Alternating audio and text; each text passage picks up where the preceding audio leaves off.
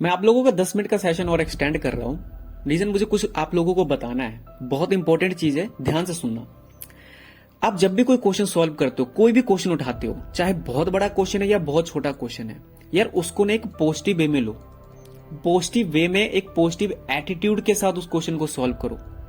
आप लोग क्या करते हो, पूरा क्वेश्चन पढ़ते हो और पूरा क्वेश्चन पढ़ने के बाद आप ये कहते हो कि यार क्वेश्चन बड़ा डिफिकल्ट है, उसमें 3-4 प्रोविजन आ जाते हैं और 3-4 प्रोविजन को आप मिक्सअप कर देते हो। मिक्सअप करने के बाद क्या होता है, आप कहते हो यार पेपर ही बहुत डिफिकल्ट है, पेपर हमसे सॉल्व आउट नहीं होने वाला।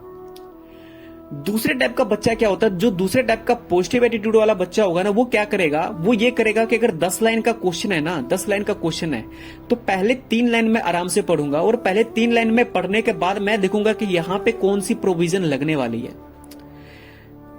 जैसे हम टैक्सेशन अभी कर रहे हैं, तो टैक्सेशन में आपको मैं बताऊं तो वो बच्चा क्या करेगा, पहले 3 लाइन में ये देखेगा कि ये जो पर्सन है, ये जो एसएससी है, एक्चुअल में क्या वो हमारा रेजिडेंट है कि नहीं है। अगर रेजिडेंट है तो मैं उसके अकॉर्डिंग से स्लैब रेट से उसके ऊपर मैं टैक्स लगाऊंगा। उसके बाद मैं आगे देखूंगा कि उसकी कौन कौन सी इनकम है, क्या स्पेशल रेट वाली इनकम है, क्या उसकी नॉर्मल बिजनेस वाली इनकम है। वो सारी इनकम बाद की बात है, लेकिन जब तक मुझे रेसिडेंट ही नहीं पता लगेगा तब तक मैं आगे क्वेश्चन सॉल्व आउट नहीं कर सकता। ये होता है बच्चे पॉजिटिव एटीट्यूड, कि आपने क्वेश्चन को एक पॉजिटिव वे में लिया, पहले 3 लाइन और उसकी प्रोविजन देखा कि कौन सी लगने वाली है और उसके साथ आपने सॉर्ट आउट करना स्टार्ट कर दिया। और लाइफ में मैं आपको बताऊं तो जो आपका ये जो पॉजिटिव एटीट्यूड है ना, ये बहुत हेल्प करेगा आपका सक्सेस के लिए।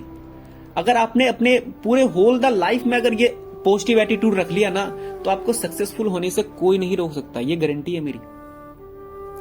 जैसे हम लोगों ने ईशान किशन का एग्जांपल लिया था लेटेस्ट, जब उन्होंने 200 फास्टेस्ट 200 जब उन्होंने लगाया था, तो मैंने आपका इनकम का बेस पे मैंने एग्जांपल लिया था।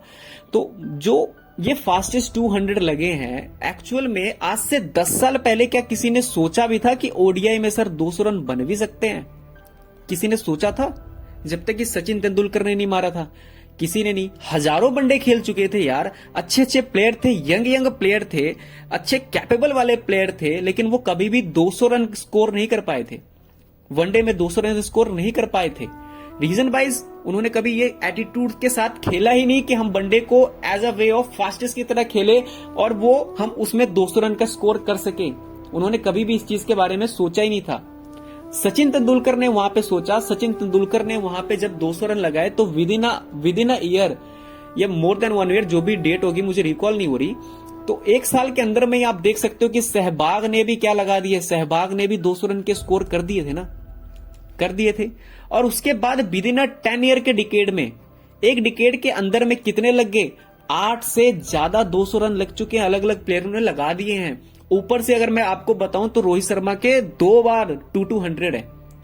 क्या चीज था ये एटीट्यूड चेंज कर लिया अपना। आपके पास आज भी टाइम है, ये अपना एटीट्यूड है ना, इस एटीट्यूड को आप चेंज कर लो। ये अगर आपने आज अपनी स्टडी में एटीट्यूड को चेंज कर लिया ना, तो आपको पास होने के लिए डेफिनेटली कोई नहीं रोक सकता, कोई भी नहीं रोक सकता। आप एक स्ट्रेटेजिकली स्टडी करो, जो भी क्वेश्चन है स्ट्रेटेजिकली पढ़ो कि हाँ अगर ये 10 लाइन का क्वेश्चन है, मैं पहले 3 लाइन पढ़ूंगा, फिर 3 लाइन पढ़ूंगा और फिर 3 लाइन, यहां पे कौन सी प्रोविजन, यहां पे कौन सी प्रोविजन, और ये। क्योंकि अगर आपने पॉजिटिव एटीट्यूड नहीं रखा तो आप कहीं ना कहीं नेगेटिव एटीट्यूड से कभी भी पेपर और कभी भी पास नहीं हो पाओगे। सेकेंड इंपॉर्टेंट चीज मैं आप लोगों को बताना चाहता हूं, सेल्फ डाउट। बहुत बच्चे ये डाउट कर लेते हैं कि यार कहीं ना कहीं एग्जामिनेशन क्लियर होगा ही नहीं मेरे, हो ही नहीं पाएगा। मैं उन बच्चों को एक चीज बताना चाहूंगा, आप लोगों ने केसरी मूवी देखी होगी, देखी है ना, अक्षय कुमार की जो केसरी मूवी है, वहां पे जो 40 सिख थे, और वैसे मैं पंजाब से बिलोंग करता हूं तो मैं इन सब चीजों में मेरी बहुत लिंकेज होती है।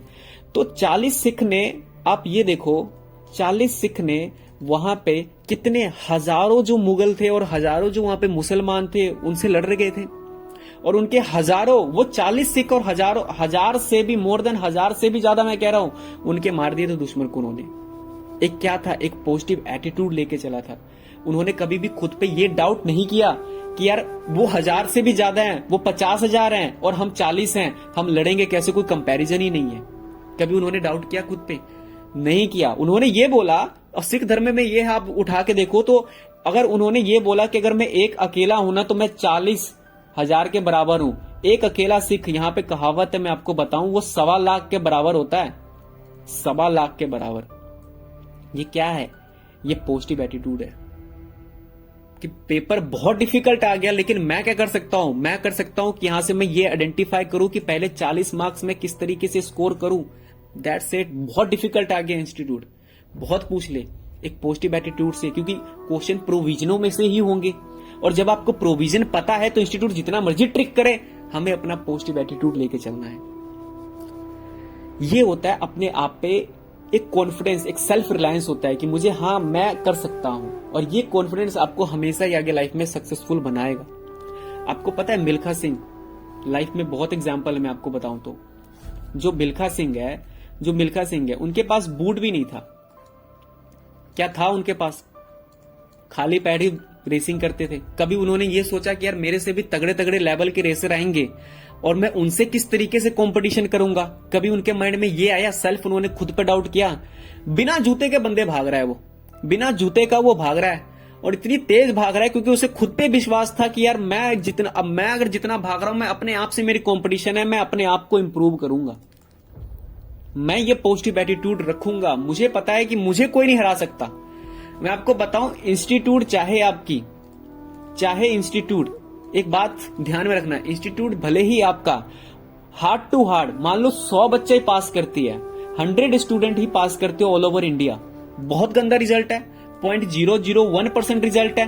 ठीक है, ये 100 बच्चे भी तो पास हो रहे हैं ना, ये 100 बच्चे पास हो रहे हैं ना, तो ये 100 बच्चे में मैं क्यों नहीं आ सकता? मेरे में क्या कमी है? ये कभी खुद से क्वेश्चन पूछो कि ये 100 बच्चे अगर पास हो रहे हैं, जितना मर्जी गंदा रिजल्ट आए, अगर ये 100 बच्चे पास हो रहा है ना, तो ये 100 बच्चे में मुझे आना है, मेरी इस लेवल की प्रिपरेशन होनी चाहिए। और वो किस तरीके से होगी? वो आपका पॉजिटिव एटीट्यूड के साथ होगा, एक पॉजिटिव वे में आएगा, पॉजिटिव तरीके से आपको स्टडी करनी पड़ेगी। अनदर थिंग मैं अगर आप लोगों को बताऊं, एक और चीज मैं आपको बताने वाला हूं, 5 मिनट का सेशन मैं एक्सटेंड कर रहा हूं बस, उसके बाद आप कल के सेशन में हम मिलेंगे। तो मैं आपको बताऊं, एक जो रैंकर की जो स्ट्रेटेजी होती है, रैंकर की स्ट्रेटेजी क्या होती है? एक रैंकर क्या पहले से रैंकर होता है? नहीं। रैंकर जिस भी फैकल्टी से वो पढ़ रहा है ना, वो समझता है कि यार मेरे लिए ये बेस्ट फैकल्टी है, इंडिया की सबसे बेस्ट फैकल्टी, और मैं यहां से पढ़ के मैं पास नहीं हुआ तो मैं कहीं से नहीं हो सकता। जिस फैकल्टी से मैं पढ़ रहा हूं वो इंडिया के टॉप एजुकेटर, और मैंने इसको ही फॉलो करना है आगे के सारे सिलेबस के लिए, सभी के रिवीजन के लिए। एक एटीट्यूड उसने अपना क्या पॉजिटिव एटीट्यूड क्रिएट कर लिया कि सबसे बेस्ट मेरी स्टडी हो रही है और मैं इस तरीके से ही करते जाऊंगा। और ये डिफरेंशिएट करता है एक नॉर्मल स्टूडेंट में और रैंकर के स्टूडेंट में। वो जो नॉर्मल स्टूडेंट होता है वो ये कंप्लेन करता है कि यार ये चीजें तो समझ में आ रहा है, अब थोड़ी देर के लिए समझ में आया, फिर कहीं ना कहीं उसने शिफ्ट करने की, कहीं से सुन लिया कि यार ये फैकल्टी बहुत बेस्ट करवा रही है, हम यहाँ पे मूवमेंट कर लेते हैं। ये नॉर्मल स्टूडेंट, तो वहां पे बच्चा फंस जाता है। तो आपने इस तरीके से फंसना नहीं है। और आपका ये इतना ब्यूटीफुल कोर्स है ना, ये ब्यूटीफुल कोर्स है कि इवन कि ये टाइम को भी बाय कर सकता है। सर क्या कह रहे हो? टाइम को तो कोई भी खरीद नहीं सकता। मैं कहता हूं टाइम को खरीदा जा सकता है। लेट्स एग्जांपल, आप लोगों के माइंड में ये आएगा कि यार टाइम को कोई कैसे खरीद सकता है? जो हमारा टाइम, देखो अब जो फ्यूचर का टाइम है, यहां पे मैं कह रहा हूं कि जो फ्यूचर का टाइम है ना, ये फ्यूचर के टाइम हम बाय कर सकते हैं। पास्ट का टाइम जो गुजर गया, आपके हाथ से निकल गया, वो कभी भी कोई भी दोबारा लेके नहीं आ सकता। लेकिन जो ये फ्यूचर का टाइम है ना, ये कोर्स और ये जो आपका एटीट्यूड, पॉजिटिव एटीट्यूड है ना, ये फ्यूचर के टाइम को बाय कर सकता है। अब आपके माइंड में ये क्वेश्चन जरूर आ रहा होगा कि सर कैसे हम फ्यूचर के टाइम को बाय कर सकते हैं, ये हमारा जो कोर्स है और ये जो हमारा पॉजिटिव एटीट्यूड है किस तरीके से हेल्प करेगा? चलो एक एग्जांपल लेके समझते हैं। लेट्स समझ लो कि एक नॉर्मल स्टूडेंट है और जिसने ग्रेजुएशन कर रखी है अपनी। सर ग्रेजुएशन कर रखी है और ग्रेजुएशन के बाद आप लोगों को भी पता है कि सर कितनी मार्केट में सैलरी मिलती है। सर 15,000 में मैक्सिमम लेके चलता हूं, बहुत है। बिना एक्सपीरियंस आपको अगर कोई कंपनी 15,000 भी दे रही है ना, बहुत है। तो 15,000 अगर मैं मान के चलो कि मैंने 12 महीने अपने टाइम में मैंने काम भी किए, तो मैंने पूरे साल में कितनी इनकम जनरेट कर दी? सर 1,80,000 रुपए मैंने जनरेट कर ली। अब मैं आपको बताता हूं, एक जो नॉर्मल फ्रेशर सीए होता है, ठीक है, उसने अपनी आर्टिकलशिप बेस्ट तरीके से की, उसकी कम्युनिकेशन स्किल अच्छा है, उसके पास जो थ्योरेटिकल नॉलेज और प्रैक्टिकल के साथ लिंक है उसकी बहुत अच्छे तरीके से समझ सकता है वो, ठीक है, वो उसकी काफी अच्छी एक्सपर्टीज है सीए कोर्स में। तो अब एक्चुअल में जो सीए होगा उसकी फ्रेशर की सैलरी कितनी होगी? मान लेते हैं सर मिनिमम 1 लाख रुपए होगी, 1 लाख रुपए होगी। और अब यहां पे सैलरी को कैलकुलेट करो, 12 लाख रुपए। सर 12 लाख रुपए, 12 लाख रुपए आप एक साल की सैलरी यहां पे अर्न कर रहे हो। और यहां पर अगर मान लो कि अगर मैं ग्रेजुएशन रूट से हूं और मुझे 12 लाख कमाने के लिए और मेरे को कितना करना पड़ेगा, तो 10,20,000 मुझे और कमाने पड़ेंगे। कहने का मतलब अगर मैं ग्रेजुएशन से हूं ना, तो मुझे यहां पे कम से कम मैं मान के चलूं तो कम से कम मेरे को 5 से 6 साल तो और देने पड़ेंगे, इंक्लूडिंग द प्रमोशन जो भी मेरा होगा। 5 to 6 ईयर्स मैंने यहां पर दिए, तब जाके मैं आज जो जितना यहां पे ये जो सीए अर्न कर रहा है ना, मैं उसके बराबर पहुंचूंगा। आपको पता है ये जो सीए यहां पे 1 लाख कमा रहा है, तो वो 5 साल में कितना कमाएगा? अब जो 1,80,000 कमाने के लिए मैंने अपने जिंदगी के 12 महीने लगाए, अगर मैंने वहीं पे 1 लाख रुपए पर मंथ कमाया, तो ये 2 महीने में मैंने कमा लिए। रिमेनिंग जो 10 महीने बच गया ना, ये 10 महीने ये जो मेरा फ्यूचर का टाइम है सर, ये मैंने बाय कर लिया, आपको पता भी लगा। अगर आप सीए नहीं होते, अगर आपका पॉजिटिव एटीट्यूड नहीं होता, अगर आप सीए नहीं बन पाते, तो क्या ये आपका 10 महीने आप कमा पाते, ये बाय कर पाते? अगर आज मैं 2 महीने भी काम करता हूं, मैं आराम से छुट्टी ले लेता हूं, तो ये कम से कम ऐसा एटीट्यूड रखना मत। मैं एग्जांपल आपको सपोज करने के लिए बोला हूं। तो यहां पर आप देख सकते हो कि मैंने जितना मैं ग्रेजुएशन रूट से मैं 1,80,000 कमा सकता था, 12 महीने का टाइम डाल के वो मैंने यहाँ पे 2 महीने में कमा लिया। मैंने सर 10 महीने का अपने टाइम मैंने फ्यूचर का खरीद लिया। आज आपको अपना पॉजिटिव एटीट्यूड रखना है अपने, और टारगेट क्या रखना है? टारगेट सर सिर्फ और सिर्फ एक ही टारगेट रखना है, वो टारगेट हमारा सीए का टारगेट होना चाहिए।